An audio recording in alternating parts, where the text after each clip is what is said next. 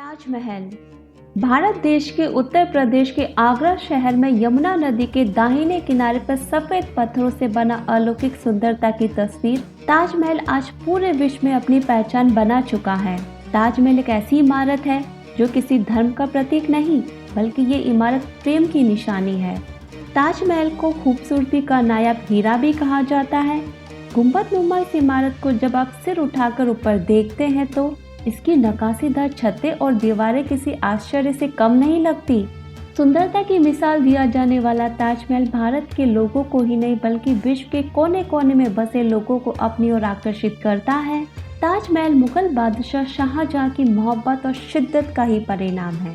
शाहजहां द्वारा निर्मित इस ताजमहल को इसकी भव्यता और आकर्षण की वजह से ही साल 2007 में 7 वंडर्स ऑफ द वर्ल्ड की लिस्ट में शामिल किया गया था और इसके सौंदर्य की वजह से ही यूनेस्को ने ताजमहल को सन 1983 में वर्ल्ड हेरिटेज साइट घोषित किया। तो आइए ताजमहल के कुछ रोचक तथ्यों को जानने की कोशिश करते हैं। ताजमहल दुनिया की सबसे मशहूर ऐतिहासिक इमारतों में से एक है। मुगल शासक शाहजहां ने अपनी सबसे चहेती बेगम मुमताज महल की मौत के बाद उसकी याद में 1632 ईस्वी में इसका निर्माण कार्य शुरू करवाया था, जो 1653 ईस्वी तक चला। एक अनुमान के अनुसार 22,000 मजदूरों तथा कारीगरों ने 24 घंटे मेहनत करके लगभग 20 वर्षों में ताजमहल का निर्माण कार्य पूर्ण किया। वही ताजमहल की अलौकिक सुंदरता बिखेरने वाले गुंबद की बात की जाए तो इसे लगभग 15 वर्षों में तैयार किया गया था। इस गुंबद की ऊंचाई 60 फीट और चौड़ाई 80 फीट है। ताजमहल मुमताज महल का एक विशाल मकबरा है, इसलिए इसे मुमताज का मकबरा भी कहते हैं। मुगल बादशाह शाहजहां ने अपने प्रेम को हमेशा हमेशा के लिए अमर रखने के लिए ही ताजमहल का निर्माण करवाया था। मुमताज का निकाह मुगल सम्राट जहांगीर के पुत्र शाहजहां से सन 1612 में हुआ। मुमताज शाहजहां की तीसरी पत्नी थी, लेकिन जल्द ही वह उसकी सबसे पसंदीदा पत्नी बन गई। शादी से पहले मुमताज महल का नाम अर्जुमंद बानो बेगम था। बाद में शाहजहां ने अर्जुमंद बानो को मुमताज महल का नाम दे दिया, जिसका अर्थ है महल का प्यारा आभूषण। इतिहासकारों के अनुसार दक्षिण भारत में लोधियों ने सन 1631 में शाहजहां के खिलाफ विद्रोह किया था। लोधियों के आक्रमण से बचने के लिए शाहजहां मुमताज बेगम को आगरा से 787 किलोमीटर दूर मध्य प्रदेश के बुरहानपुर जिले में लेकर आए थे। उस समय मुमताज महल गर्भवती थी। सन 1631 में 37 वर्ष की उम्र में मुमताज महल जब अपनी 14वीं संतान गौहरा बेगम को जन्म दे रही थी, तभी अत्यधिक प्रसव पीड़ा की वजह से उसकी मौत हो गई थी। मुमताज का निर्धन बुरहानपुर में हुआ था, जिस कारण उन्हें वहीं दफना दिया गया था। बाद में शाहजहां ने उसके शव को वहां से निकालकर ताजमहल के बगीचे में अस्थायी रूप से दफना कर रखा, लेकिन ताजमहल के बन जाने के बाद मुमताज के शव को बगीचे से निकालकर मुख्य गुंबद में दफना दिया गया। सुनने में आपको शायद अजीब लगे, लेकिन आगरा शाहजहां की पहली पसंद नहीं था। शाहजहां ताजमहल को बुरहानपुर में बनवाना चाहता था, जहां मुमताज की मृत्यु हुई थी, लेकिन बुरहानपुर में संगमरमर की पर्याप्त आपूर्ति नहीं हो पाई, इसलिए आगरा में ताजमहल को बनाने का निर्णय लिया गया। ताजमहल को बनाने के लिए विदेशों से कुशल कारीगरों को बुलाया गया था। बगदाद से एक कारीगर बुलाया गया था जो पत्थर पर घुमावदार अक्षरों को तराश सकता था। इसी तरह बुखारा शहर जो मध्य एशिया में स्थित है, वहां से जिस कारीगर को बुलाया गया था वह संगमरमर के पत्थरों पर फूलों को तराशने में दक्ष था, जबकि विशाल आकार के गुंबदों का निर्माण करने के लिए तुर्की से तथा मीनारों का निर्माण करने के लिए समरकंद से दक्ष कारीगरों को बुलाया गया था। इसी प्रकार ताजमहल के निर्माण के लिए 37 दक्ष कारीगरों को इकट्ठा किया गया, जिनकी देखरेख में करीब 20,000 मजदूरों ने काम किया। शिल्पकार उस्ताद अहमद लाहौरी इनके निर्माण कार्य के प्रमुख थे। लाहौरी पर्शियन थे और उन्हें ईरान से बुलाया गया था। इसी कारण ताजमहल में फारसी, तुर्क, भारतीय और इस्लामी वास्तुकला का मिश्रित नमूना देखा जा सकता है। ताजमहल के निर्माण में 80 किस्म के पत्थरों का प्रयोग किया गया था।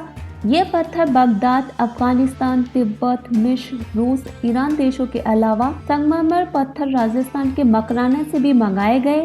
इन पत्थरों का ही कमाल है कि ताजमहल सुबह गुलाबी, दिन में सफेद और पूर्णिमा की रात को सुनहरा नजर आता है। ताजमहल 41 एकड़ जमीन पर बना हुआ है। इसकी आकृति वर्गाकार है। इसके चारों तरफ 4 मीनारें बनाई गई है। ये मीनारें ताजमहल को संतुलन देती है। प्रत्येक मीनार 40 मीटर ऊंची है। इन मीनारों को बाहर की तरफ हल्का सा झुकाव दिया गया है, ताकि भूकंप या बिजली गिरने की स्थिति में ये मीनारे मकबरे पर न गिरकर बाहर की ओर गिरे। आप जानकर हैरान होंगे कि ताजमहल की इमारत एक विशेष प्रकार की लकड़ी पर बनाई गई है। इस लकड़ी को नमी की जरूरत होती है। जैसे जैसे इसे नमी मिलती है ये लकड़ी और मजबूत होती है। यही कारण है कि ताजमहल का निर्माण यमुना नदी के किनारे किया गया। ताजमहल के मुख्य कक्ष में शाहजहां और मुमताज महल दोनों की चिन्हित कब्रें हैं, लेकिन ये कब्रें खाली स्मारक मकबरे हैं, जबकि वास्तविक अचिन्हित मकबरे तहखाने में स्थित है, क्योंकि इस्लाम में कब्रों की सजावट नहीं की जाती है। ताजमहल में ऐसे कई दरवाजे हैं जिन्हें किसी न किसी मकसद से बनाया गया था। इसी में से एक है खास दरवाजा। शाहजहां ताजमहल में हमेशा इसी दरवाजे से प्रवेश किया करते थे। यह दरवाजा यमुना नदी के किनारे ताजमहल से थोड़ी दूर स्थित है। यहाँ पर नाव के द्वारा जाया जाता है। इसी दरवाजे से शाहजहां की मृत्यु के पश्चात उनके पार्थिव शरीर को ताजमहल में लाया गया था।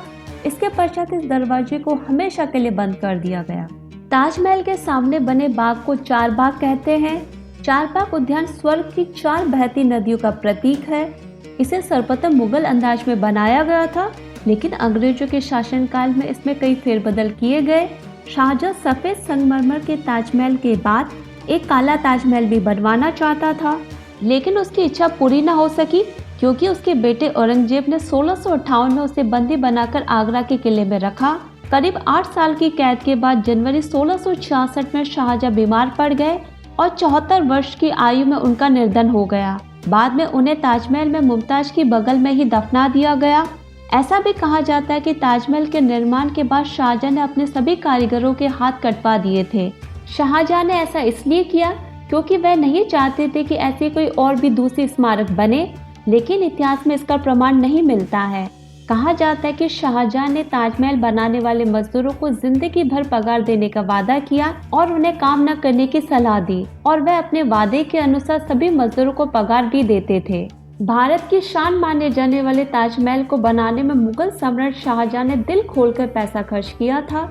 मुमताज महल के इस भव्य मकबरे को बनाने में उस समय करीब 20 लाख रुपए की लागत आई थी, जो कि आज के करीब 827 मिलियन डॉलर रुपए है।